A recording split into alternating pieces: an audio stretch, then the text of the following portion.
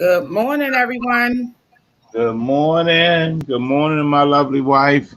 Good morning to the podcast engineer.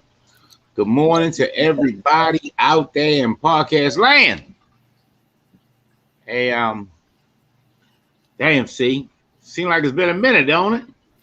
Yes, it does. Probably because it's been a minute. It's been a minute. Yeah, well, y'all know that we're retired. We went off on doing some vacation stuff. Lovely wife and myself. We went to New Orleans. Went to New Orleans. It's going to take a little minute for everybody to get cranking again. Not me, because that's what I do. So, yeah, I'm going to get into the show. Let's go ahead and jump right in this morning with our prayer, CC, so we can get started because we ready to go. Good morning. Father God, thank you for the wonderful things that's going on in all our lives. Father God, thank you for breath. My wife said something. I got to figure out exactly how it goes. I think it goes something like thanking us for working up this morning into life instead of eternity. Thank you. We always pray for everybody over there fighting in God-forsaken wars, losing mothers, fathers, sisters, brothers, aunts, uncles, cousins, losing limbs, losing sight, losing homes, losing relationships, family, losing their way. Father God, please keep them safe. Please get them home. Father God, we pray for everybody that's still dealing with this God-forsaken pandemic. Father God, we have new variants that's coming out at all times. There are a lot more people getting vaccinated, Father God. Thank you for putting it in their hearts, but we still have a long way to go. Father God, we also pray for everybody that's realizing that these acts that are going on, some of them represent end of times. The largest wildfire in the world was burning in the coldest region on earth, dealing with floods, phantom, hurricanes, tornadoes, devastation, viruses, pandemics. Father God, please keep us close, keep us in the blood, keep us in your bosom. Moment of silence for everybody that's not here. Amen. Amen. Well, we our one of our fearless leaders, Gina Lee, Rosanna Dana Anna, may join us, may not be joining us. Rosanna Dana Anna is an award-winning actress. She can be seen guess now presently at Arena Players, right? See, Yes. who can be seen at Arena Players doing her thing. Uh, she has some plays coming up. CC and I, after the Raven game, they have a evening show. We'll be there this Sunday in support of Rosanna Dana Anna, and because we both enjoy the theater. Yes. Yeah, we'll be going away next month to New York, right? See, Yes. so that we can enjoy some theater, some Broadway. Anyway, we'll let my wife get started today with one of her topics and stuff. CC, what's your topic? What's your starting topic? What you got for us today? Okay. Today I wanted us to get into talking about the the Dante Wright trial as it begins. Now, I always say that, and I aired when I made the banner, so forgive me, because Dante Wright is not the one that's on trial. He was the victim. I never like to make it seem like the victims are on trial. So the person who's actually on trial is former Minneapolis police officer Kim Potter. And just to give you guys a refresher, this was the case where the young man whose name is Dante Wright was pulled over by the cops. I think he was driving on a suspended license or something, and he tried to run from the cops, got back in his car and tried to pull off. And this Officer Kim Potter, shot and killed this young man because she said that she thought that she was drawing her taser when she actually pulled out her gun, and the young man lost his life as a result. Now, as this was happening, ironically, 10 minutes away, Officer Derek Chauvin, former officer Derek Chauvin, who was the one that was convicted of killing George Floyd. The trial was going on 10 minutes. Hands up. Convicted. Big word. Thank you. Yes. So good morning, Tia Dally. Um, Hi, baby. I just wanted to bring this up because we always get into these topics on the show because all of these heinous acts that good morning, Carol. All of these heinous acts that have been committed against young men and women of color, they going to trial now. Right. So we've seen Ahmaud Arbery, the trial of the gentlemen who not even gentlemen, the men who murdered Ahmaud Arbery. We saw that play out. We saw George Floyd, the Derek Chauvin, the ex-officer who killed him. We saw that trial play out. So I just like to touch on these things to just really see what you guys are thinking about it, or if you have any feelings about it or whatever. But what makes this really interesting is, well, a number of things, but one of the things that really interests me was the judge in this particular trial said that she will not allow the defense to end the jury instruction. The jury instruction is what the judge tells the jury that they explains the laws that apply to the case and how they are to apply them to the case in particular.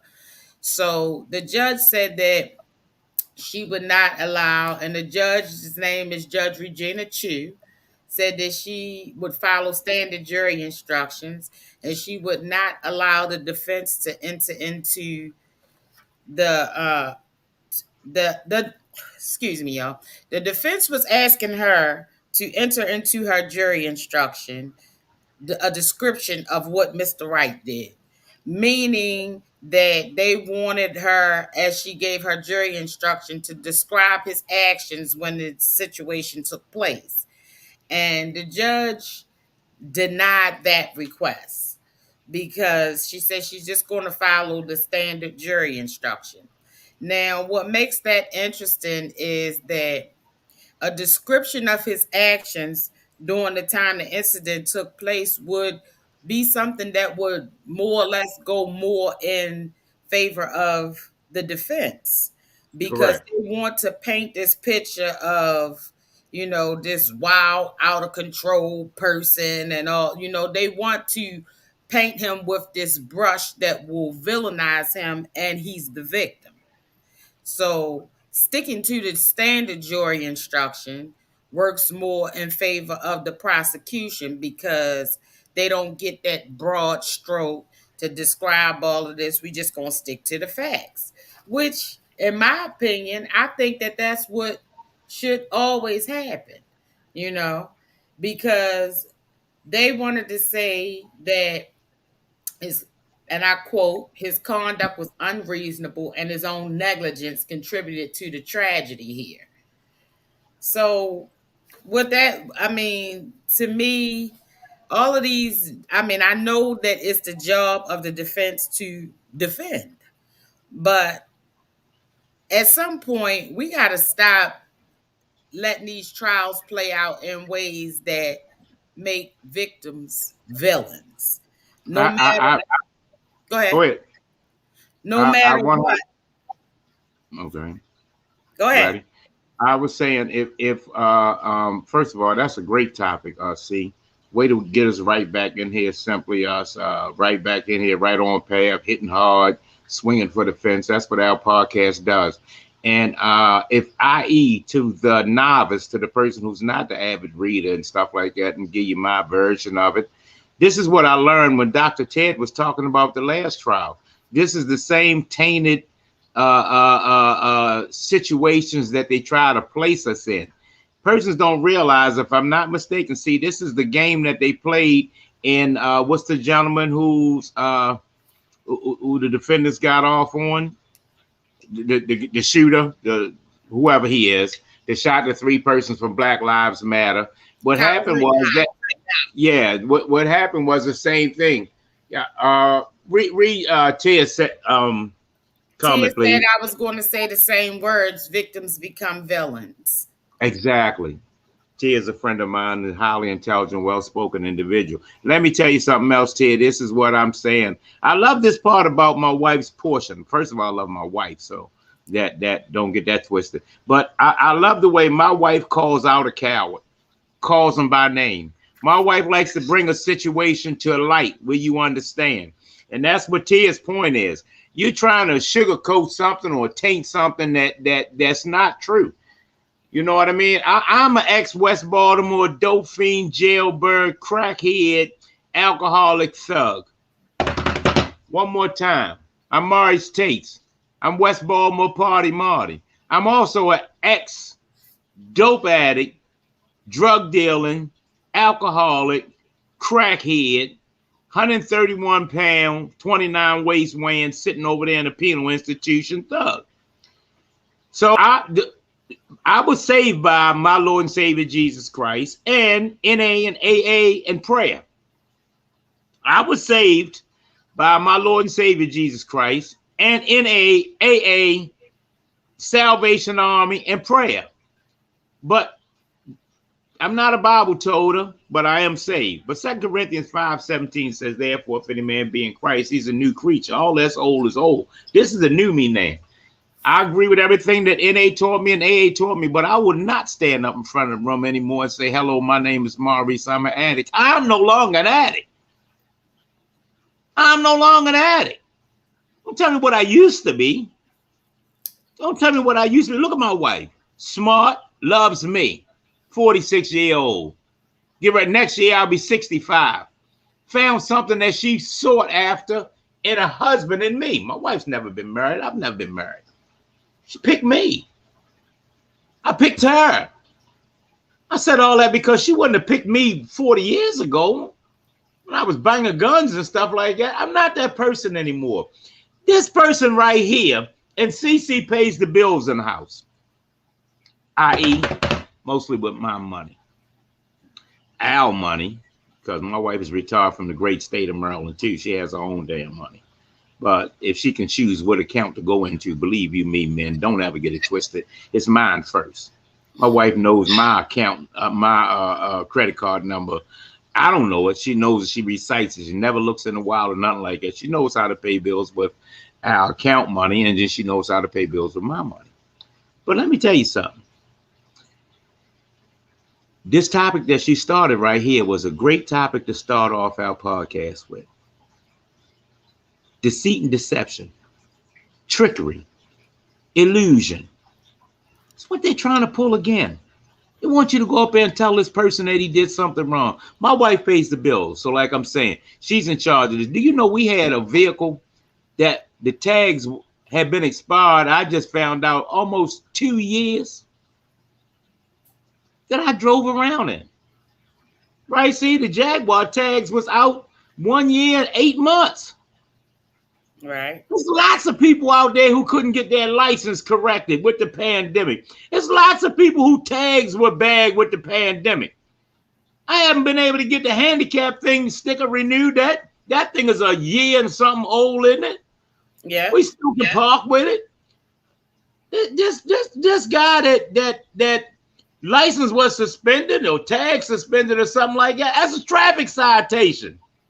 That's all that is. They call it a misdemeanor. Didn't want you busting no gun at him. They broke in my home, America. We're a global syndicated podcast, so everybody can witness this, just not Baltimore, Washington, D.C., Virginia area. It's global. Broke in my home, podcast, America. I won't volunteer too much because my wife fusses with me about things after the show. They broke into my home years and years ago when I was a kid. Did what I do. Run up on them and shot them.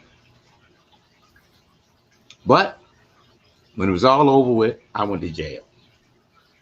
I went to jail because he was trying to run out of the house when I shot him. And he was no longer a threat to me. The exact term that the judge used was I was no longer an imminent danger. Even though he was a thief breaking into my home, I banged that gun at him because he deserved the gun to be banged at. You know? But he was no longer an imminent danger. So even though he had broken my home, even though I had documentation, even though everything showed that he had did all this wrong, once he went to run, I was no longer in imminent danger. I then no longer had the for lack of words, authority, which is not a good word, but one that they use.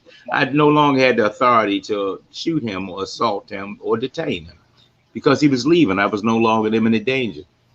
Once that guy jumped in that car, he was no longer, just like Tia said, he wasn't attacking her. He was no longer a threat to her. She didn't even have the need to tase him. She sure didn't have the need to shoot him, right? See? But she didn't have to chase him. He was no longer doing it. If she stopped him because of something he was doing, okay, he wasn't doing it. He went to flee. All you got to do is call Ed, follow him, whatever. Shot him because she wanted to. She shot him because she wanted to, America. Right. She shot him because she could. You know, and Tia asked, did he attack her? No, he didn't attack her, Tia. He just tried to run.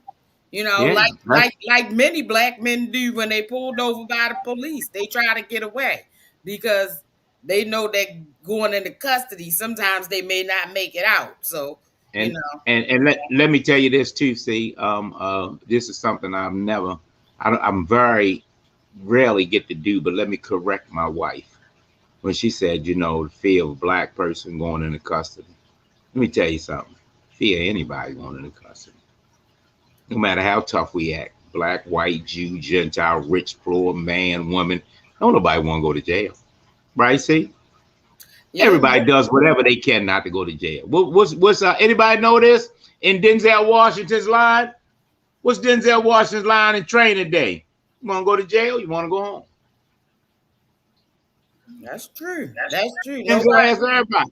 Nobody want to go to jail? You want to go home? Nobody wants to go to jail. Boy went jumped in that car because he was afraid. Right. Even if he wasn't afraid because he was black, he just was afraid. It is biblical. Persons don't know this. This is biblical. Late great Catherine Tate, who raised this guy right here, Party. Shout out, Mom. This is biblical. People keep on thinking that God knew that Adam ate of the tree because Eve convinced him. Not true. Not true. God came down to earth and he looked and he simply said, Adam, where are you, Adam? Where are you? And Adam's response was, I'm over here in the cave because I'm naked. Drum roll, please. Adam, where are you? I'm over here in the cave, God, because I'm naked. Huh? Well, he told on himself. He didn't eat from the tree. How would he know he was naked? He didn't know he was naked yesterday. He didn't know he was naked. They was running around, Adam and Eve was running around thousands of years on earth. They don't have no concept of time. He wasn't 10 or 12 or 100. Could have been 2,000 years old. They didn't talk about how long Adam and Eve ran around before they ate of the tree. He told on himself, I was naked. So God said, okay, for that then, for eternity, whenever you do something wrong, you will run and hide. That's biblical. Check it out. Party taught you that. You will run and hide. What does a child do? Run and hide. When they do something wrong, right? See? Yeah. Right there out there in podcast land, my dog right now. If I go over there and say, what you doing, Cookie? What's she going to do, see? Run and hide. Where's she running hide at? Under the table. Under the table. That boy jumped in the car, ran and hide. It's just natural to run and hide. He did what was natural to him. He ran and hid. And she shot him. And here's the last thing before we get back to my wife with her topic. You know, persons get it twisted. Some of y'all run around saying, it's a lot better now and they getting caught now. They not getting caught now. They're not getting caught now. We just got telephones. Got these cell phones. Everybody running around with a camera now. My Mm-hmm. wife watches what's that stuff called? What's them shows you watch, baby? PSI New Orleans, something something. What's the name with Hoyt? What's his name? Chicago Chicago PD. PD. Hey, look for you. They can't find you. They start looking at all. Good morning, neighbor. Good They morning, start looking at Shirley. all the darn cameras in the area. Here's the camera from the ATM machine. They hit all the cameras. Here's a red light camera. Here's a camera outside the store. Here's a cell phone. Here's a satellite. They got all kind of ways to track somebody that committed a crime 2 miles ago.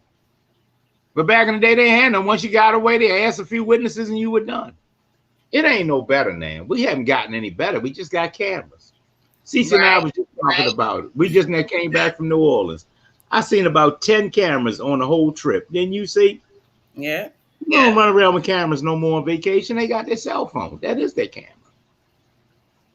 So that's all it is now. Is people getting recordings. Rodney King was beat with somebody with a camera recorded it. Now we just have cell phones. Go ahead, see. Hey, Marion. Good Hey, morning. Marion.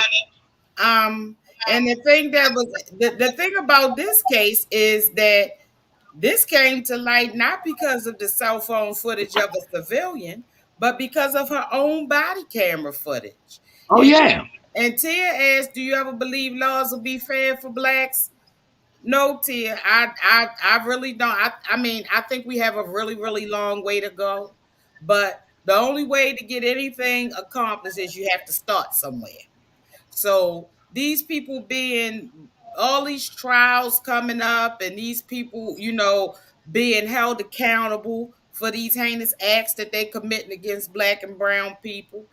It's not anywhere near where it needs to be, but it's a start. And I think that it'll just at least give people pause and make them think before they do these things because nobody can tell me anything that presidency of our former president, whose name I don't even like to say, brought woke up a sleeping giant with a lot of these people because they always felt this way. But it was not socially acceptable to come out to say these things out loud, how they feel about black and brown people. But he made it acceptable. So now they are comfortable doing this stuff, not behind closed doors, not in the Klan meeting, not in the basement of somebody's home with some secret society. They do it outright, just brazenly, because he made them feel like they can get away with it.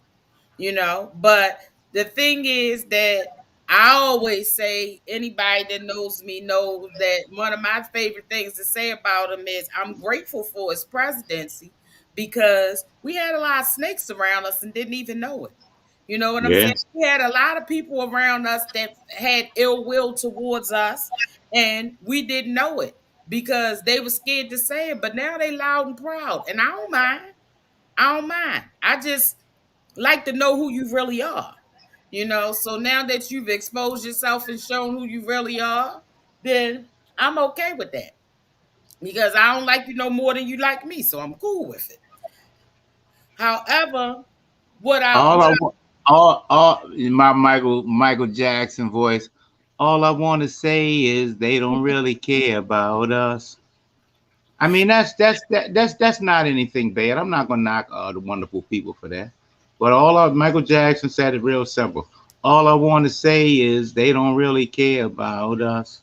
Go ahead, see. right, and the thing about it is, just like get back to what we were saying about the case, is that these defense attorneys wanted this judge to include this stuff in her jury instructions because they asked to include in instructions that fleeing from a police officer is considered to be a violent crime. Now, in order for somebody to be doing something Wait a violent, minute, Steve. I mean cut you off. Wait a minute. Now I heard that again. Read that slowly. Read that again. the defense asked Judge Chu to include that fleeing from a police officer is considered a violent crime. Why Now, was that a violent crime? I know I read that and I sat back and I thought about what way possible could that be applied to violence. I And don't get that. I got nothing. Because in order for somebody to be violent towards you, they got to be there with you. If a Yeah. person is running down the street, just like you said, you are no longer in imminent danger. So I want to know, how does that constitute as being a violent crime? Now, if But they want to say it constitutes being a felony, okay. If right, they want to give it like a heinous crime category, okay. But violent, that can't be. right.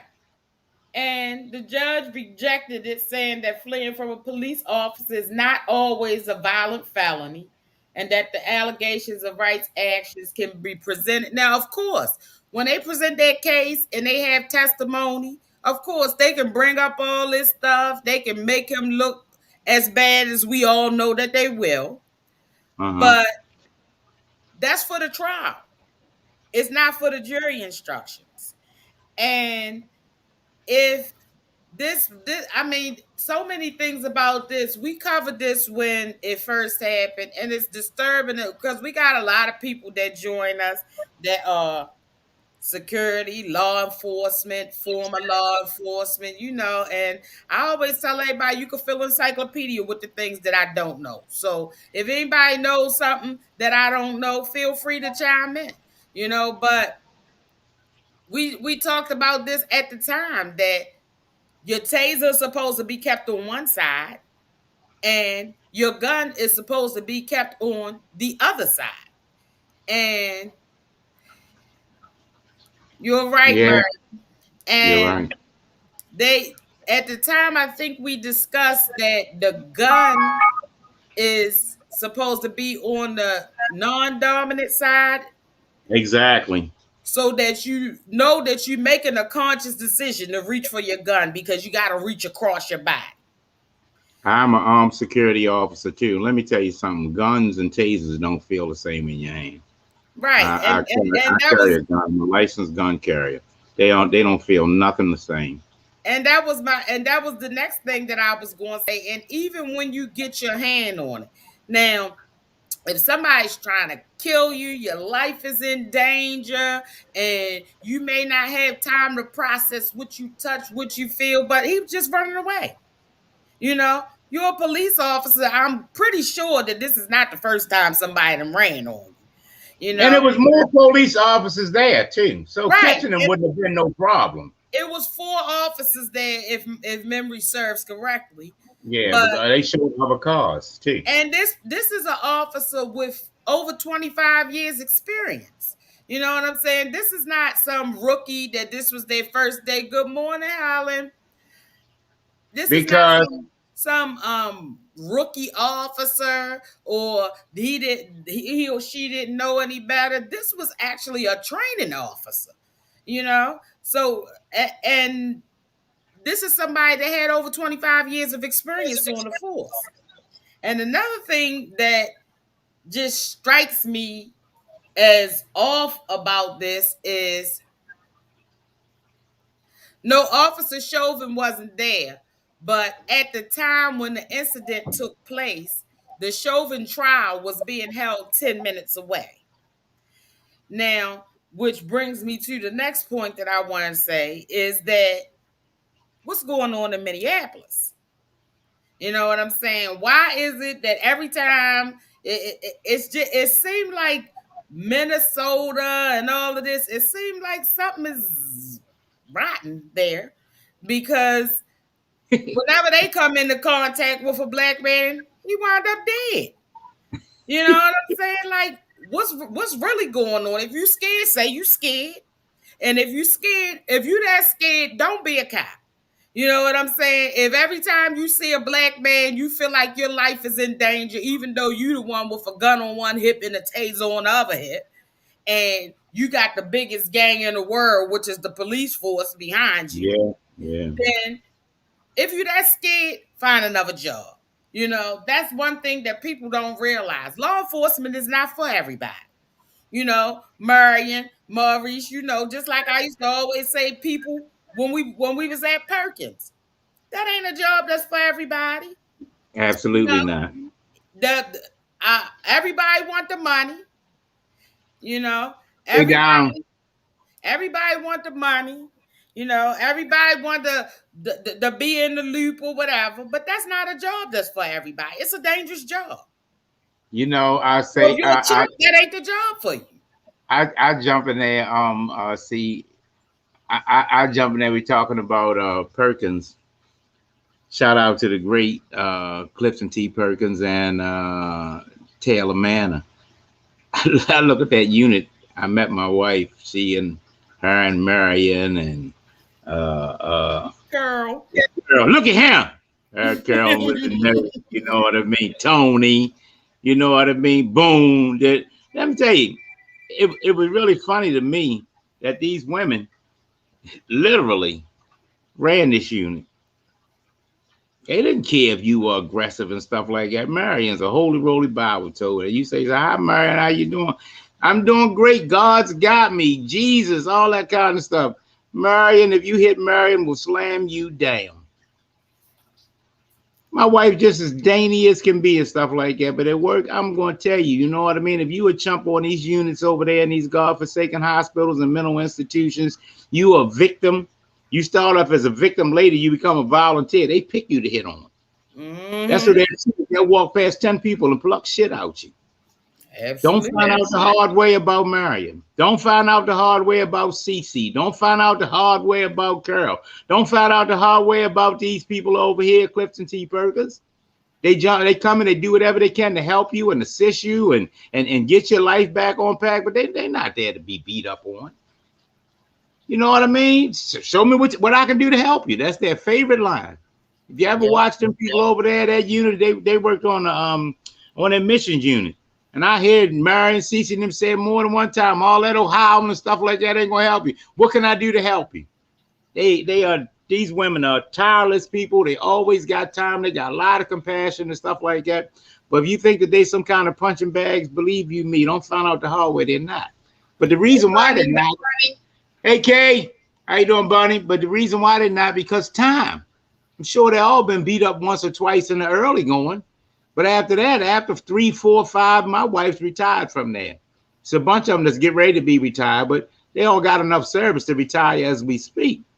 But after a while, you get good at your job. They come in that door with their head held proud and their neck standing up like this and on a swivel.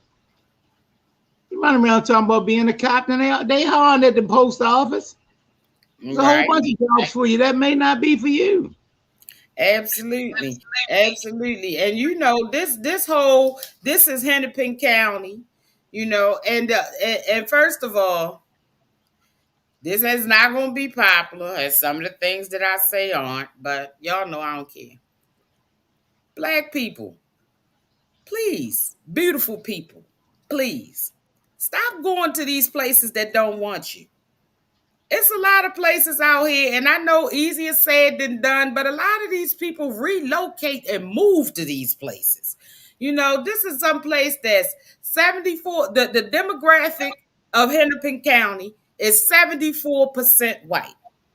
You know what I'm saying? As we look around and see all these Minnesota and all of these cases popping up around Minneapolis and in Minnesota and all of this stuff, there's something wrong here. There's something wrong that really, I don't know no better way to say it, but they don't want you there. You know what I'm saying? They don't want you there. And people just relocate and go to these places. They gonna start a new life. That was the same thing with George Floyd. You know what I'm saying? He went there. He wasn't from there. He went there to change his life around and start a new life. And I'm all for starting anew. You know what I'm saying? I'm all for second chances, new lives, all of that. But sometimes people, we got to do our research before we go to these places. And we have to really be realistic about what's going on. Just like this particular jury, in the George Floyd case, they had to make a conscious effort to make sure that this jury was diverse. Because if the conviction didn't come down and it was an all-white jury, we all know that it was going to be hell to pay. You know what I'm saying? It was going to be civil unrest like you have never seen before. So they made a conscious effort and went out of their way to make sure that the jury was more diverse. But this jury right here is 14 people, including the 2 alternates.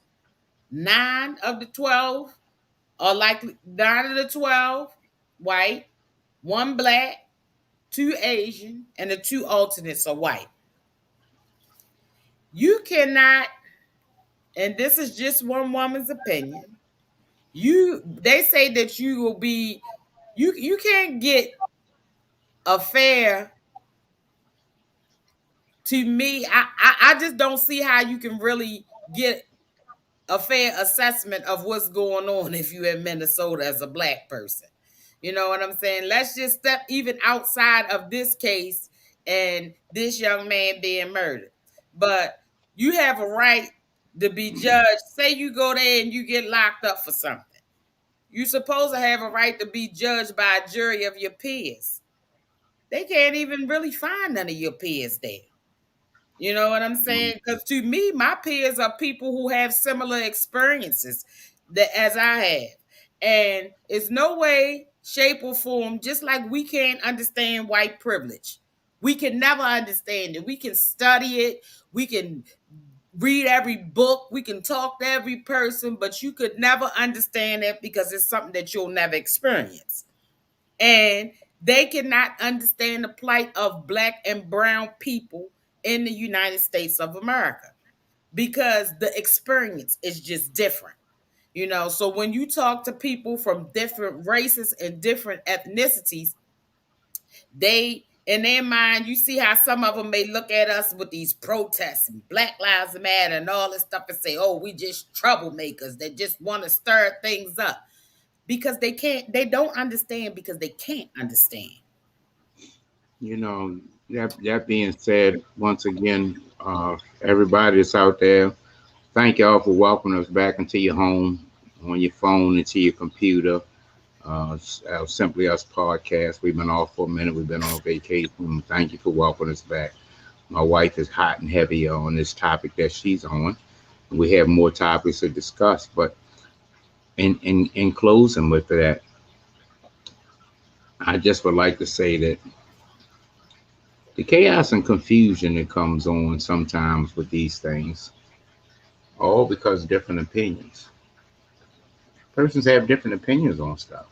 Now, opinion is one thing, but y'all, black and white, right or wrong, up or down, rich and poor, it's straightforward. It's straightforward. We in West Baltimore, we say, don't piss on me and tell me that it's raining. Some of the stuff that y'all see is just wrong. It's just wrong.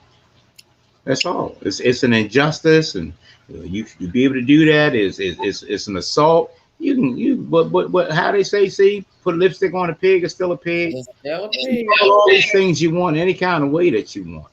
But this was another sidestep. But CC, the topic that she brought up started with this, a sidestep of deceit and deception that was used in the trial against the Black Lives Matter shooter. When they tried to get the judge to taint the jury and everything, they tried that again. They said, well, if that worked, let me try that again. Well, this judge said that's not going to work. Just say no. That was wrong. That's not going to work. Now, if you get off and because of something that you can get off, fine and well, but you won't get off on that bullshit. Right. I do want to say this before we leave because I've also been incarcerated and I've been before judges. I've been before juries. He never let me pick none of my jurors. I don't know what this new thing is, how they try to find people to pick and all this kind of stuff. They told me if I don't show up for jury trial down there now on, they're gonna set a bench warrant for me. We gotta go to jury duty. I don't know what's going on. These people have been talking about, well, I want this person, I don't want. Where they do that at? Where they do that at? CC said something that they tried to be not biased, and there's still 9 wonderful, 1 beautiful, 2 Hispanic, whatever. You in a place, y'all, where they really, it's not even enough of y'all to even find a jury. Right. So if you're comfortable there, do your thing, and I wish you that. Let me segue in. This is my segue. We just came back from an awesome, CC, awesome topic, awesome presentation to you. Hey, Thank listen, we just came back from our vacation. Where we go to see? New Orleans. New Orleans. It's pronounced New Orleans. Anyway, They'll run you out of town with that accent, baby. anyway, it's ironic, well, funny, peculiar, all kind of words you can use. How that topic is. Cece was saying, you go over to these places that don't know anything about you and won't let you read that part, baby. Brian said in Minnesota, only 20% of people of color, so the jury is represented correctly. Absolutely, it's represented correctly for her. But what I'm saying Yeah, is, exactly. yeah, we need to stop going there because we can't That's get the no whole fair topic, representation. Brian. See, Brian, that way to bring it home. It was represented correctly. That's right. That's all you can find there to judge black people is white people because that's all that's there. Right? And Thank you, Brian. she's a Thank white you. person being judged by a jury of her peers. But my point was that black people, we need to reconsider Minnesota because if we get in any legal trouble, they can't really make up a jury of our peers. So it Yes. is correct for her. Yeah, that's so true. We just now left the great city of New Orleans. We are born behind enemy lines. Yeah, we just now left the great city of New Orleans, and it was rich in history. Every time I think of New Orleans, I think of Bourbon Street. You know what I mean? My son Everest told us to get hurricanes. We went to Bourbon Street. Where else did we go, baby? We went to Frenchman Street. We went to the French Quarter. Where else did we go? We did all those things over All the there that the touristy tourists things. bring. Yeah, all the touristy things. But we also went on some tours. We went on a bike riding tours. We went on the sightseeing tour on the bus. We did everything. But let me tell you something. The same way. My wife was saying, Brian was saying, 20%. The ratio was exactly what it should be, as far as making the decisions in the trial of that gentleman. We over there in New Orleans on a tour, and the tour guide showed us the levee. Was he nice with the way he did that? Yes, He said, when you start talking about water, everybody said, man, y'all had some water. We show water and all that. We saw water one way. On television, the reenactment was them walking around, and the water was real deep. They walking around and, trying to get back and forth. But in actuality, we were there. They showed areas of devastation. And we're not talking about the ghetto, the rural area. We're talking about regular cities and towns and stuff. And one of the closest places to the water was Lakeshore Drive, where affluent people live, rich people, the mayor, and all of that live in that area. They showed, we went up the reenactment, and the way that they explained it to us was second to none. This tour guide, this young man was awesome, wasn't he? Yes. He gave it to us in layman terms. He said, right here is where the water is, and this is this, and you show these beautiful, I'm talking about beautiful homes, beautiful homes. They showed that one house that sold for $6 million. It looked like a shack to me. Mm-hmm. You feel me? But it was old, it was rich in history. But these homes are worth a lot of money that were destroyed. Anywho, we were riding along on a little makeshift we call a highway, Northern Parkway or something like that. Then we got to a bridge. It's a lot of inclines and uplines because it's below sea level. And he said, let me show you. It's right here. You're looking at the levee. And he said, I want you to picture this levee when you go up to it. And we rode up and he said, keep looking at the eyes on the water. Keep looking at the eyes on the water. They showed the dam. It was a levee. A levee is a dam. It just stops water. It contains water in a certain area. And he went up and he said, just keep looking at the water level. Keep looking at the levee, right? See? Keep looking at that. And after we look at, then we went down, we was going into the town. And he said, picture that levee. And we looked back up. The levee was looking like me looking over the top of my house. The levee was looking like me looking over the top of my house. So when I got down, I said, damn, that's over top of my head. I said, that ain't over top of your head. That's over top of the roof. It was literally taller than the house. Then they started showing the signs of devastation when you went along, and they showed lampposts and street signs and stuff like that. And they showed the water level where it was. And I'm sitting there looking at that. I'm saying, that can't be right, man. What level line are you looking at? He said, look at the post, then look at that stop sign. Look at the water line. Look at the line. And picturing that, they had a little line across there showing where the water was. I said, that can't be right. That's 8 feet tall. He said, I rest my case. You weren't walking around in this. The water was over top of your house. The water was over top of your house. It's people over there in New Orleans that'll never leave that. That'll never leave. That's where they choose to live. Just like the people over there. As Brian was saying, it's only 20% of this. The CC saying that's where you want to be. You choose to move there and that. I'm not going to knock that because it's an announcer out there or a podcast person that chastises me because I moved around this town. I moved around this town. First of all, drum roll, please, because I can afford it. One more drum roll, please. I moved around this town because I can afford it. Me and my wife, rent, mortgage, whatever you call it, tripled when I moved here. Right, baby? Absolutely. And we still own property in West Baltimore, and we couldn't wait to move here. If you this is us. I wanted an easier way. I don't know if it's nicer, but it's nicer than me. I got a bigger yard, bigger area. I always tell a story. I went away on vacation one time. I like them Invicta watches. Me and my wife got back home. We've been gone 3 days. My pouch, I counted, had 19 packages on it. And been sitting there for 2 or 3 days. 11 of them were Invicta watches. All kind of stuff, right? In the mailbox, see? Couldn't get to the door on the steps. Nobody took any of it. Shout out great West Baltimore, Bentlow Street, a beautiful area. Would have been a goddamn package on that damn steps. Not even when you got home from work, let alone 3 days when you later. got home from work. Plus, they took the porch furniture. Give me that flower pot too, Jack, while I'm here. And they've been lined up waiting for it to get dark. So that's me. I chose to do this. You feel me? I'm happy about the decision that I made. Now, I'm going to leave you in layman's terms so a lot of y'all understand. Brian, get T, sir, understand Tia, Mary, and stuff like that. Here's how we tell it. If you selling weed at 17 years old, you know what I mean? Camille, she from the neighborhood. Hey, listen, you selling weed at 17 years old.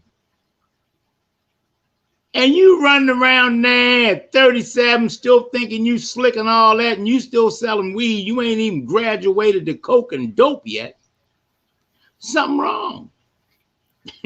You ain't too good at it. Not telling anybody to go be a drug dealer, but somewhere you're supposed to progress. Right. You talking like you're a big shot. I'm here, and I'm in the neighborhood, and I'm going to save the neighborhood. If you started off down there, and you living in the ghetto and they burning houses down next to you and shooting dope on your step and all that kind of stuff, and you become successful and you still there, you chose that. Don't think that that's what anybody else do. Remember they asked that boy, what's his name? Master P. Master P over there was talking about when he was talking to Jay-Z. He said, Jay-Z, a chump now. He don't even come in the projects no more. Master P said, God damn, I went and made these songs and stuff so I get out of the project. Not to come back in the projects. Right. What's wrong with that picture? Now that's to each his own thing. I sit back and look. All them people say, man, I ain't gonna never leave New Orleans. It's great here. I'd have been out of that goddamn. What you reading? What Brian write? Brian said everybody would have been sporting Invicta, and you may have even been able to buy yours back. True story. Real talk. Camille, y'all know that they took them watches. Stop acting crazy. They've been waiting on the mailman. They got so slick with it in West Baltimore, they'd have been sitting on the steps like they was playing cards. Hey, Brian, they have 2 people that have been sitting there on my porch playing chess. waiting for the UPS man to come over there like they live there. And they can, well, thank you, Mr. Tate. No, thank you. Thank you, Mr. Post Office. Let me say something really quickly about New Orleans. First of all, it was a beautiful vacation. One of the best ever. And one of the things that was really, really striking about it is I know some of y'all have been there before. And for those who haven't, let me tell you that one of the most striking things about it to me was New Orleans is not a big, fancy, modern place. Not at all. Everything is kind of old, really. You know what I'm saying? Like vintage, antique in that way. Historic, they called it. Right. But old. One thing that I noticed is, and Brian, if you still there, I know you're gonna chime in on this. I want you to actually. But one of the things that I noticed was the race relations were really different. It was just as many white people as it was black people, if not more. But you never felt that kind of tension, like when you walk into, I know everybody has felt it before, like if you walk into a whole room full of white people and you're the only black person there, like everybody's looking at me or something like that. Everybody was so, it was friendly, it was, the vibe was so chill and everybody was just, you said it smelled bad. I ain't noticed that, but well, let me tell you something about Brian, though. Brian's not a tourist, though. That's right. One thing about Brian, because Brian travels a lot. He's an avid businessman. He owns lots of big businesses. So he's not only just in that hotel. He also has to go into that neighborhood, into that, And that was another thing that when we went on our little tour, we went through the 8th ward, we went through the 9th ward. We went, because they really wanted to show us some of the places where the devastation was the greatest.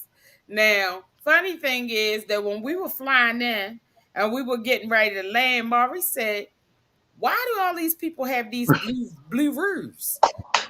I said, "Baby, those are tops." He said, "Ain't that many people got no damn top on their roofs. You don't know what you're talking about." But come to find out, of course, as usual, I was right. But they just had a hurricane, I think it was Ida or something, about 10 weeks ago. 2 months ago. Yeah. And this is a place that, like Maury said, the people that live there love it and they wouldn't want to live anywhere else. But this is my East Coast city girl, Baltimore born and bred mind saying, this is a beautiful place to visit, but ain't no snowball's chance in hell of me moving here, especially after we rolled down there. And just like he said, the tour guide, young man, he was really fantastic. He told us to keep our eye on the water level. Now, he kept driving. Yeah. Remember where the water level is. And if this had not been paved, we was going underwater, literally. New Orleans was literally underwater. Literally below sea level. And they know this. And Cece, I mean cut you off. A lot of people don't know this, Tia, Bryant, you know what I mean, Camille, everybody. People just they say the harbor tunnel. They really don't pay no attention. The harbor tunnel was underwater. Y'all do know that the harbor tunnel is literally underwater. When you ride, all you know is when you in your car in the harbor tunnel that your radio cut off. That's all you know. Navigation say navigation lost. That's all you know. You don't pay attention to it, the fact that it's underwater. I don't want to give the terrorists any ideas or nothing like that. But they run around flying planes and doing this and doing that. You get 3 bombs put in rush hour traffic at 4 o'clock, put them in there, put somebody beginning the tunnel, somebody in the middle of the tunnel, somebody at the end of the tunnel, blow up. You kill 10,000 people. And then water seeks its own level. Everything's going to pull its way in. That's how New Orleans is.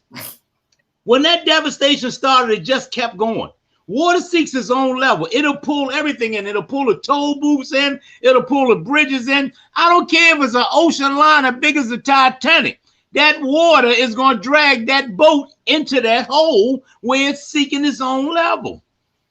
When you see people over there talking about CC, remember they were saying they started trying to use tactics like, riddle me this, Batman. Tell me what they were saying, CC. They were building houses on floating pillars. So if the flood came, Angelina Jolie and them did that. So if the flood came and the house got swept away, it would float. That's the dumbest shit ever. Now the house got swept away and all these houses was floating into each other, crashing into each other. Like you can guide the house like it's a car. I mean, move to the side, stay to your side, beach house. You get over there, rancher. What's the matter with y'all? You know the first thing they say over there when you in California and the big fire hits, Brian, first thing they say, oh man, I lost my house. 5,000 houses were destroyed. I lost my house, but I'm a rebuild. God told me it's what that's the difference between Caucasians and wonderful. That's the difference between wonderful and beautiful. Black people, once they find out that it's a ghost in the basement, they save time. They get them a board and some hammers and some nails, and they nail a basement door shut. They tell everybody in the house, don't go down there. Don't go down there. What Richard Pryor say? I was in the house started bleeding. I said, what's that?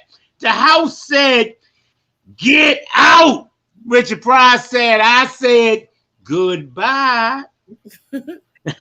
Wonderful people. What Brian say? What he saying? Brian said that LOL, that's pretty smart. Need to build a guidance system on a house. Houseboat. Hey, listen. Richard Pryor said the house said get out. Mario said laughing. The house said get out. And Richard Pryor said, and I said goodbye. The house next door told them wonderful people over there to get out. He said, man, you know how much equity I got in this house? You know, I ain't going nowhere. Me and the ghost gonna have to live here, honey. That's that sheet over there. We just washed the sheet after it go floating down the hall. After the ghost look like, you know what I mean? We ain't doing some stuff we not doing. I'm not gonna be in a place that catch fire all the time and I may die. CC and I, literally, this is a true story. Our intentions were retire and move to Miami, right, baby? Vegas. First, we were going to Miami. Vegas was our second choice. My wife don't remember. We were going to Miami. But as we were doing the leg work, every time you looked at Miami, they was having some kind of devastation. They were having floods. They were being boarded up and stuff like that. I said, I'm not trying to keep going there and relocate. So we didn't do that. Right. Yeah, that's true. Yeah, we were going there first. And then after that, we looked over into Vegas. We had a list of places that we was looking at. We did look at Florida first. We was looking at any place that was warm and that we ain't had to worry about these cold winters. But once we looked at Florida, natural disasters all the time. California, forest fires every time you turn around. Most of these places that have these tropical warm climates, they are riddled with natural disasters. Yeah, we looked at LA. We were talking about LA for a minute. I went through all my penal institutions, went through a lot of prisons. I ain't never been part of a gang. I ain't no Crip blood, none of that kind of stuff. West Baltimore Party Mar, that's my gang. Team, who are we, CC? Team Tate. Team Tate. That's our guy. Our family. 2 rules. Rule 1, me and my family first. What's rule 2, see? Never forget rule 1. Never forget rule 1. So we ain't gonna live in Los Angeles and have to be part of a gang then. We ain't never been part of no gangs. But back to the topics that we're talking about. To everybody that decides they want to make it someplace else and stuff like that, let that be your decision. If you go move to a place, as Brian said, if it's 20% black, then I mean it's 80% Caucasian. You know, you accept what goes with that. Yeah. You know what I mean? Now I moved to Randallstown and stuff like that, and I got Caucasian neighbors all around me and stuff like that. But Their bills are so high, just like ours. Everybody spending that's $2,000 a month. They don't give a damn about what color you are. They trying to figure Right. out where they can get that next $2,000 from. Right. Our little cul-de-sac alone is a melting pot. We got Real talk.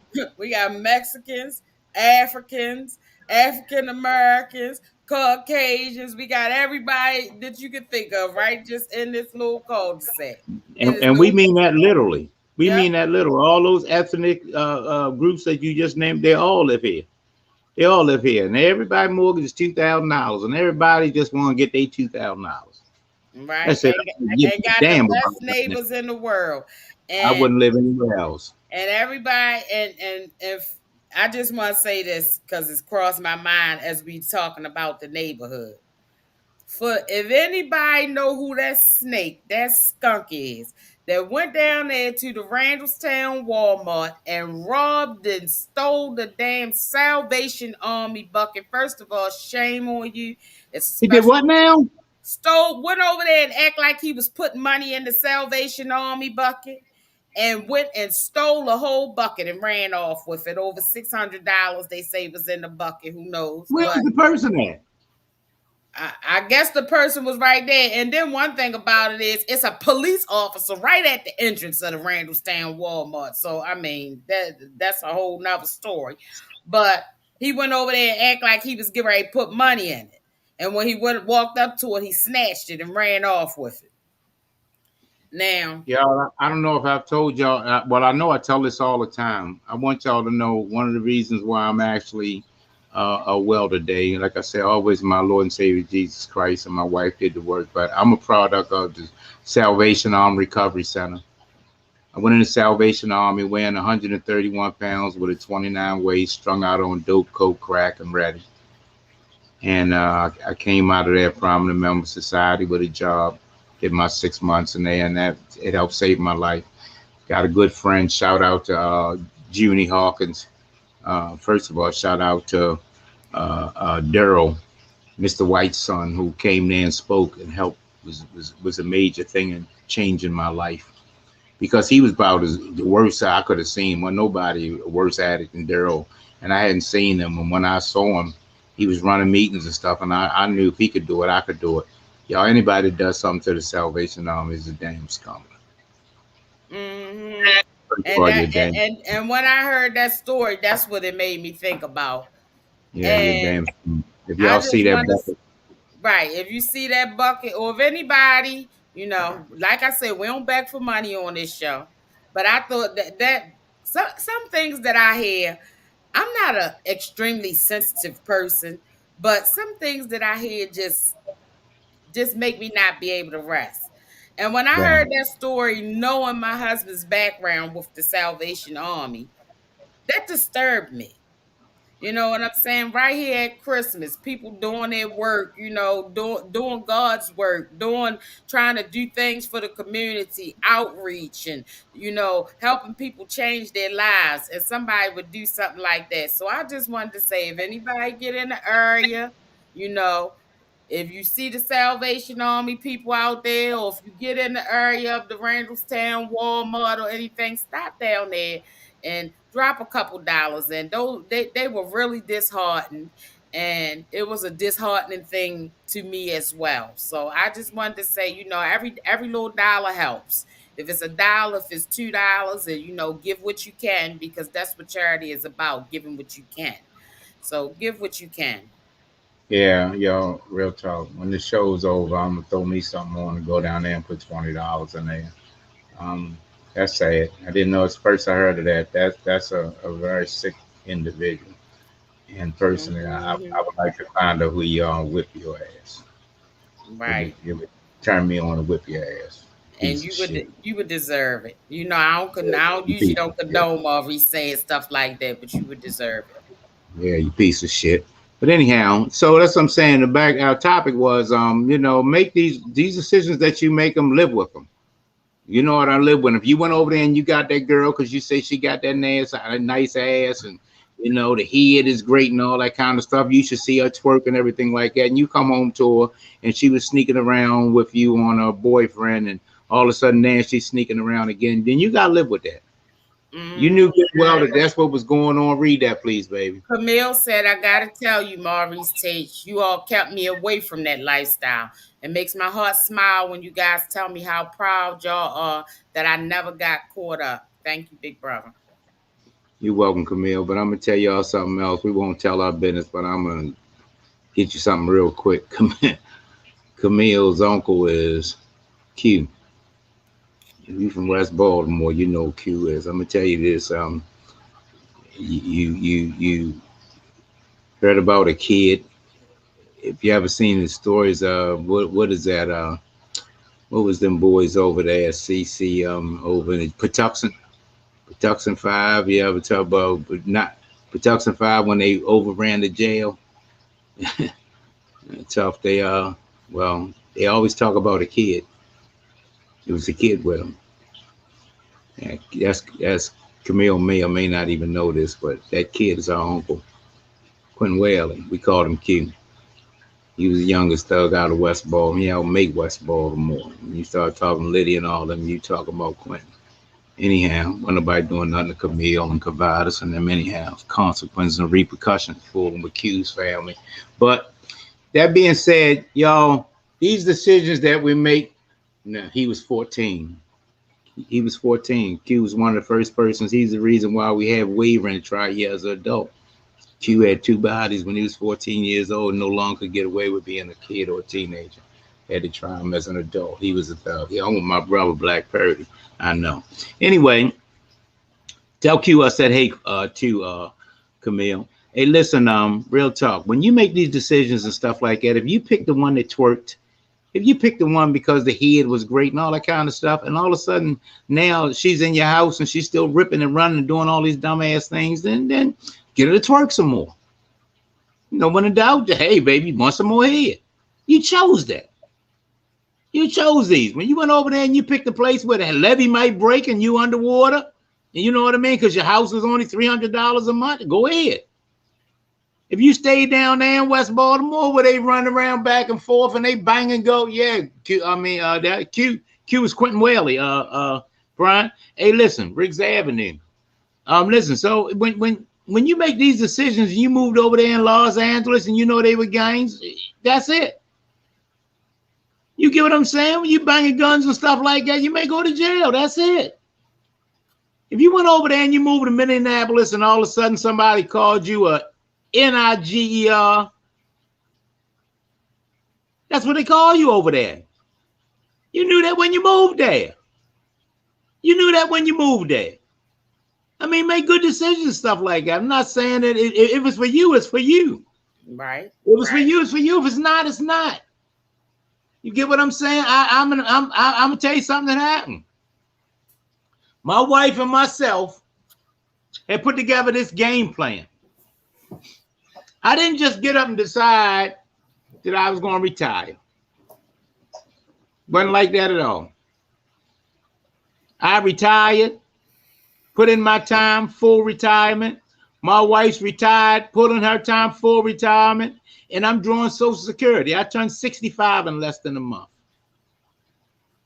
I'll be 65 years old. I put in this game plan, and I own Party Marty's Moon Bouncers. And if it sounds like I'm bragging on my Lord and Savior Jesus Christ, it's because I am. The largest black kids party rental company in Baltimore, Washington, D.C., and Virginia area. Hands up. Hands up. I got the same dope, Coke, and Ready that I always had. Natty cotton candy, popcorn, and moon bouncers. Got the same runners that I always had, Natty called employees. Got the same stash houses that I always had, but Natty called a warehouse. Put this work in so we would sit back and relax and enjoy our life. And I ain't gonna never let nobody go off and tell me to say that I'm broke, because I ain't. I've been running around with trying to figure out how to get $6 when I was on dope, and y'all laughed and talked shit about me. So now, and you ain't gonna go off and get me to say I'm broke, because I'm not. Got an awesome wife, got a good life. That all being said, what CC said, you want to make God laugh, tell him your plan. That fancy warehouse and the business that we had, now because of the pandemic, it's no longer making money, it's costing money. Now we have to pay for the warehouse, whether we use it or not. We got to pay the insurance, whether we use it or not. We got to pay the truck payments. We got to pay for the tags and all that. So all that plans and strategies that we had, right, see, is out the window. It's out the window. I now work part-time. I had to go back to work, not because we got a boat down the harbor, not because we got nice houses and new trucks and stuff like that, because we have a business that we were going to lose. Because I don't give a darn how much money you got in the bank. If you keep taking money out of it and you ain't putting none back, it's going to be gone. Absolutely. So plan B. I swallowed my pride, went back to work because I'm more afraid of being broke than being dead. I know what it's like to get up in the morning trying to figure out where I'm going to get $6 from because I'm ill as a laboratory test monkey about 11 o'clock. I was a dope fiend, so ain't nothing you can tell me about that. But I said all this to say, that's why I.E. in lies party. I married me a good woman with her own damn money.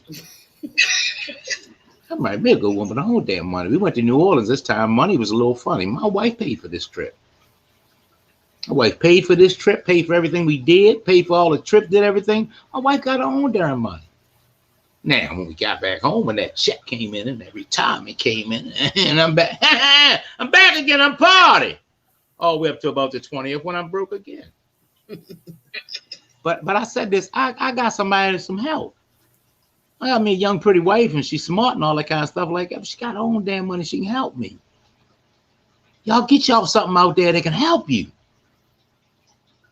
Tom CC, if you knew remember this.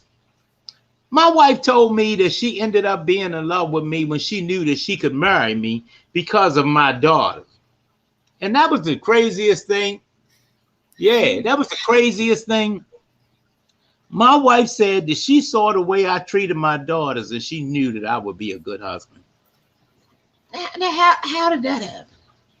One thing, ladies, we all, if you don't know, let me tell you. You watch the way a man treat his daughters, and if his mother's still around, his mother. You know, I already knew that Maurice's mother was gone. So the next thing that I had to look at was, how do you treat your daughters? Because they're the women in your life that you love. You know what I'm saying? So I got to see what your relationship is like with them. You know, some of these women out here get with these men that are deadbeat dads and don't do nothing for their children. If he don't do it for a seed, he damn sure ain't going to do it for you. Yeah. And one thing about my husband, I always laugh and tell his daughters, you can't tell your father that y'all don't walk on water. If he even thinks somebody's saying something derogatory about his daughters, it's going to be a problem even if it's true. You know, so the way that he loved his daughters, I paid attention. You know what I'm saying? Because I knew that he would love me that way. Yeah, thank you. I laugh and joke how neighborhoods and raise people. You know, we always, you know, we came along an adult. You told everybody, if somebody do something to you, find an adult. You know, now the adults are beaten, abused, raped, molested, or abandoned you. What did Bonnie say? She said, because party, that's how you were raised to treat women the way they're supposed to be treated, period. I look at, you know, the role models. We have none. We have none now. These are the adults in these kids' lives now, beaten, abused, raped, molested, or abandoned. I came up, Brian Samuels on that. His father helped raise me. Big John helped raise me, Mr. John. They had a band they called 21st Century. They came chant. His Brian's big brother, Little John, and I grew up as best friends. We worked together at the swimming pool. We worked together at Western Electric. One got a job, we got the other person a job. He named his child Tiffany. I named my child Tiffany. I named my son Lil Maurice. He named his son Trey the third. Little John. You know, we did everything together. He bought electric 225 deuce in the quarter. I bought electric 225 deuce in the quarter. We did everything we could together. You feel me? But Mr. Big John, he used to be with the band. He had a Little John and them, they played instruments and stuff like that. So it was, you know, we went with the band. But it was funny. That Big John, Mr. John Samuels, always had a bunch of money in his pocket. Let me tell you what he would do. Back in the day, wasn't no Kentucky Fried, it was Geno's. And he would trick us for a bucket of Geno's chicken. I think it cost like $10, a big bucket of. We'd be with him all day long for a bucket of chicken. We'd be unloading furniture. He used the hell out of us.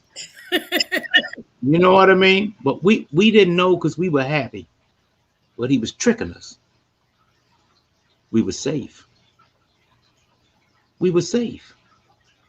He knew he had Lil John and me and the neighborhood Ronald people. He had us with him because he knew we were safe when we were with him. We didn't know that. We didn't care. We was eating chicken all day. We were laughing and joking. We was riding back and forth. When you start talking about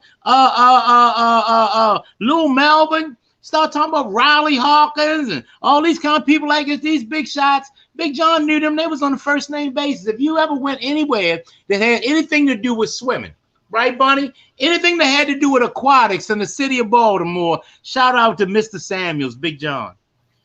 He's somewhere in your story. If you were a lifeguard, he either gave you a card or Druid Hill Park gave you the job. Somewhere along the line, Big John was in your story. We had adult role models that were doing things for you. And the people to be around. My wife said that a lady told her she was trying to drop out of school. She tells the story with a lady and she sung, where did she sing at? See? The Metropolitan Opera. The Metropolitan Opera in New York. She probably the reason why I ended up with Cece as a wife. Her, that lady. Not her mother, not Cece's mother. That lady that took Cece and made sure she didn't drop out of school and put on the right path so that when I became 60 years old, I could end up with a wife. I've never been married. I'd given up on being married. Who the hell would have thought that I would meet this wonderful person and get married at 60? Never would have thought it. My wife's never been married. If somebody had told her that she married somebody as old as her parents, she'd still be on the floor laughing. But why the hell shouldn't she be happy? Why the hell shouldn't I be happy? Who wants to be a role model, and who wants to be a problem? Which one of you? Which one of you? Are you the person that's always just out there using up your husband's money? Or are you the person that's helping your husband? Y'all done went over there and got married. Yeah, I married Jack. It's going to be a bachelor party. I'm going to have all them freaks. You dumbass. Finally get married. Got a good damn woman there. You're going to have a bachelor party. Everybody with all these cell phones running around. And you're going to have somebody lap dancing on you, giving you some head. You damn fool. Then don't get married. My wife don't never complain when I tell my story. I got to tell my story. I had everybody, mother, father, sister, aunt, and stuff like that. I want my own now. I got my own. That's your wife, keep her. Your girl, keep her. Your niece, your daughter, keep her. Got mine. When I went, hey, Brian, when I went to New Orleans this time and I ain't had no damn money, I had me somebody, got their own account, got their own charge cards. Never had that. Oh, yeah, by the way, she's still 45, so she can still twerk and all that shit. Gee. But real talk, y'all. When people make these decisions, when y'all move into these towns and all that, you know what I mean, it's predominantly wonderful. Be ready for the circumstance that comes with it.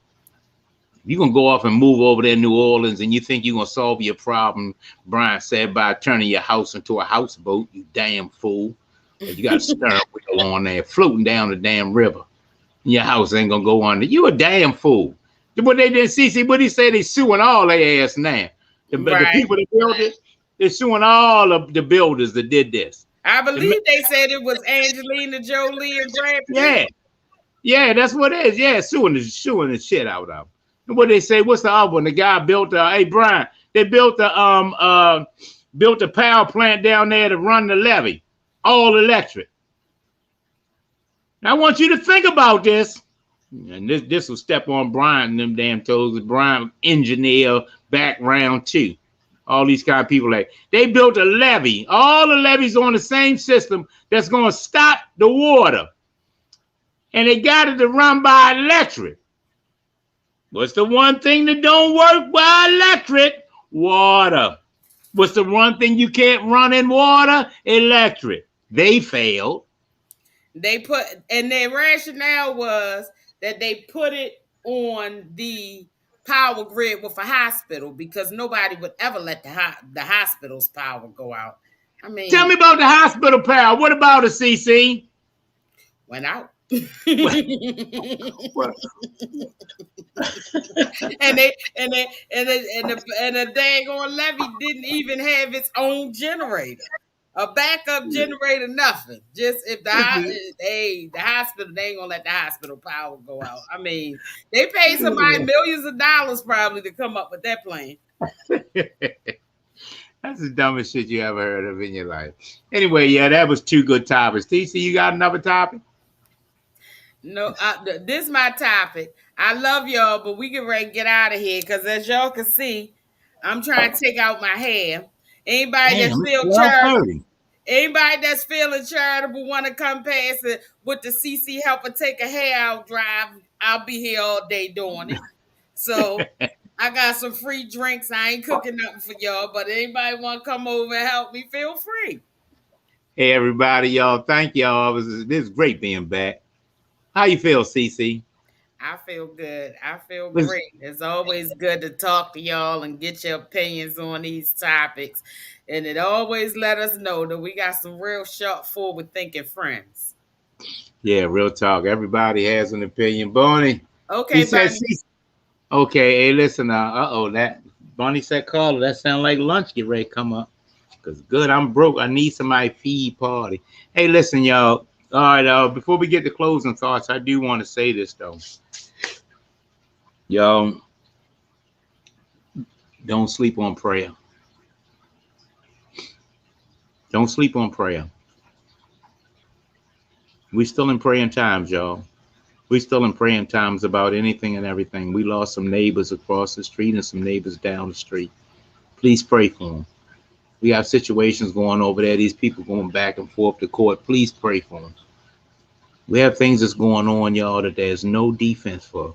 The only defense that I think that we have a chance with is prayer. It's prayer. Don't play with prayer, y'all. I looked at my wife. You know what I mean? I'll admit it sometimes when I get up, I'm yawning and ready, hungry and stuff like that. And I look at my wife. She get up 5 o'clock in the morning. And she's always sitting on the side of the bed before she go. I think she grow. You okay, baby? She always had the same thing. What you doing, baby? Just praying. Just getting a prayer.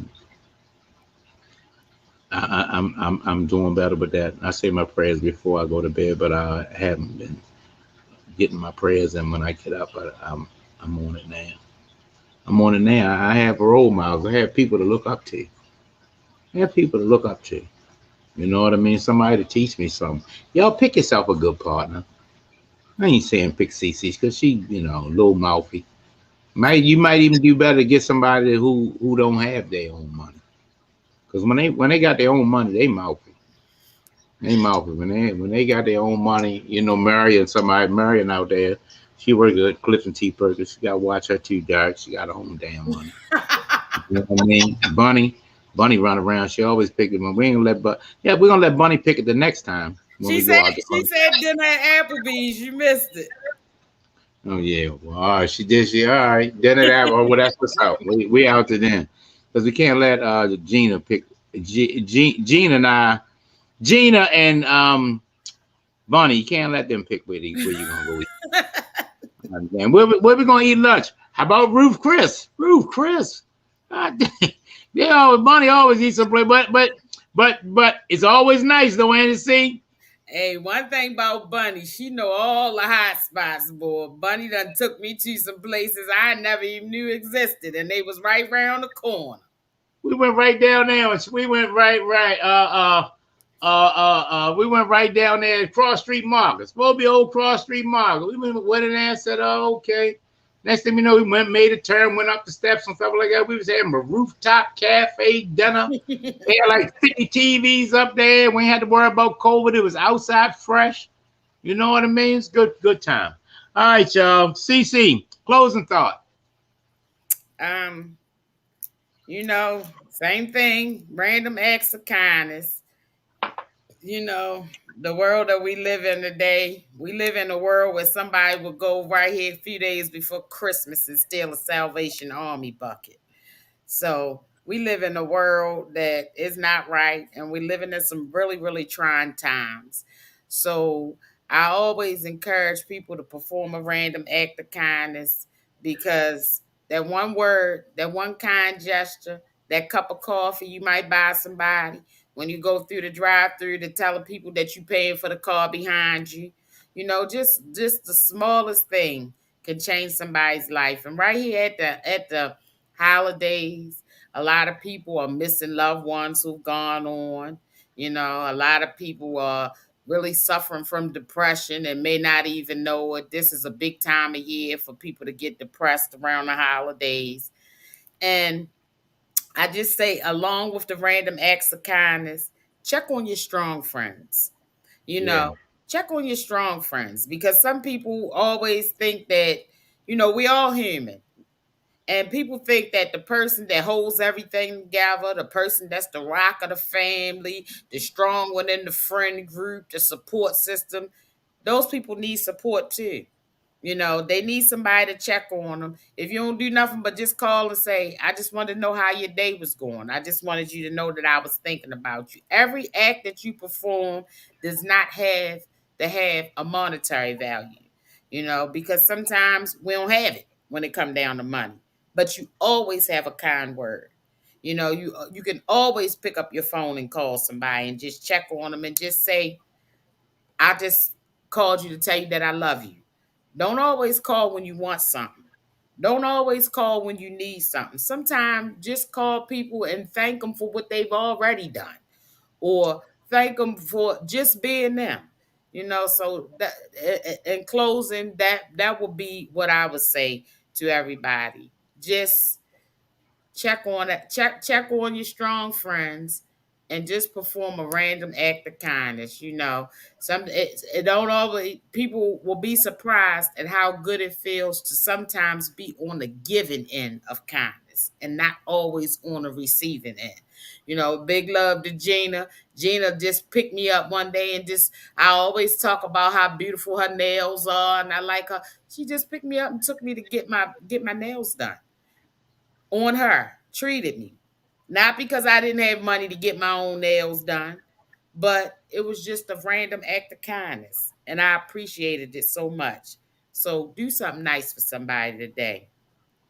Thank you, T. That's real important, y'all. I would like to thank on the following footsteps of random act of kindness. I got a call from Big Tony from Walbrook, out there, Walbrook Junction area. He runs on Cary Street, North and Cary, runs the NA rooms and all down there. He's a big boy, you know what I mean? A West Baltimore thug and stuff like that. And he called me the other day, you know what I mean? And I missed the call. And I hit back. I said, Tony, man, just hitting your big, call him Big Tony. Hitting your Big Tony. I think your phone might have dialed me by accident. He said, no, party. He said, no, I called you. I said, well, what's up, Jack? You know what I mean? He usually rent equipment from our company. He said, no, Jack, I was on my mind, Jack. I got up. I was thinking about how grateful I was. So I wanted to pick 5 people out and give them a call, Jack. You know what I mean? And one of the 5, thank you, Tay. You've always been inspired by your quick thinking and mind. One of the people that I wanted to call said, matter of fact, you're the first person I called, Party. What do you think that meant to me? What do you think that meant to me, Big Tony? Man, these boys is killers. These boys is folk heroes and stuff like that. He called me now. Man, back in the day when people saw me and stuff like that, across the street from Party, because I was a skunk. I like what I've turned into. Brian Samuels talking about, Brian has multi prominent businesses. Multi-prominent, Tony Split, multi-prominent businesses. You know what I mean? Camille over there, she said, thank you for the time you put into me and for y'all guiding me and doing some guidance and covering me and stuff like that. Man, who don't, my cousin, my goddaughter, Jamie, who don't want to hear that? Who don't want to hear that? Water comes in my heart, it's probably get ready to come out of mine. Who don't want to hear somebody go off and say, Party, thank you for the time that you put in me, like what you done become? Who don't want to hear that? Who don't want somebody to tell them well done? Who don't want somebody to tell them, be that person that calls somebody, tell them well done. Boy, thank you. Let's see, she say, take somebody out, get their nails done. Random act of kindness. Don't be a chump that went over there. That boy got me so mad, took that damn Salvation Army project. I was in there, man. There's 138 of us in there, Jack, all trying to get ourselves together. Man, man, boy, if we ever catch you, whore, you don't have a clue. Thief. Can't stand them. Anyway, my closing thought is, thank you for allowing us back into your home today. In your radio, on your telephone, on your computer. Simply Us means a lot to CC and I and Gina and Dot. Doing a lot of things. We wear a lot of hats. And when y'all coming in, we get more out of these shows than anybody that's chiming in. Y'all make us feel like big shots. Y'all make us really feel nice and warm. Thank you very much for allowing us. We see y'all again tomorrow. Hands up! Hands up to a great show. Hey, y'all, got this thing I do. 2 things I'm famous for. First one is the segue in. How people be talking stuff like that, and I go get my partner and I segue in. I'm smooth ever. It's like in West Ball, we call it the sidestep. Sleight of hand, legend of main act, but I call it the segue in. But the other thing that I'm famous for is my mother's favorite song. Simply goes like this. Mama! May the work I've done speak for me. May the life I've lived speak for me. When I'm resting in my grave, oh Lord, may they all say, may the service we give on these podcasts speak for me. Hands up! Hey, y'all, CC got to go get her hair done. And I'm about to get ready to play with my dog, Cookie. All right, y'all, Brian. Everybody out there in podcast land, thank you again. Kenny Davis, take us home. Now go off and have a great day on purpose. All right, Jack, be somebody important. Be yourself. I'm Party Marty. I'm out. It's always 11, Brian. Tomorrow at 11, we'll be doing Spotlight on Small Businesses. Everybody, all the shows are always at 11. So I encourage you all tomorrow to tune in and buy some of these products and support small Black businesses. And then Friday, once again, Thursday and Friday, we're really back again. You know what I mean? Oh, yeah, Brian, while I got you here and everybody, we still live, see? Yeah. One last thing, y'all. If we don't know, Mr. Alan Meacham lost his bout with, he's gone from James Mosier, the great Little League, great organization, West Baltimore organization. Mr. Meacham is one of the founding fathers, 1 year removed out of starting this thing. But he's gone. His service and stuff will be on Friday. On Thursday, we'll be on here talking the same thing. We'll ask the Brian Samuels, the Michael Singletaries. We'll ask somebody to pop into the studio and, Brian, to just talk about the impact that this person has had, whose life he's touched. Like I'm saying, Mr. John Samuels, Brian's father, helped touch mine. Mr. Alan Meacham helped teach a lot of us young people and stuff like that. So we're going to be on here Thursday talking about that, and we'll all get this information to you. All right, y'all. Now have a great day on purpose. I'm Party Marty. That's my time. I'm out.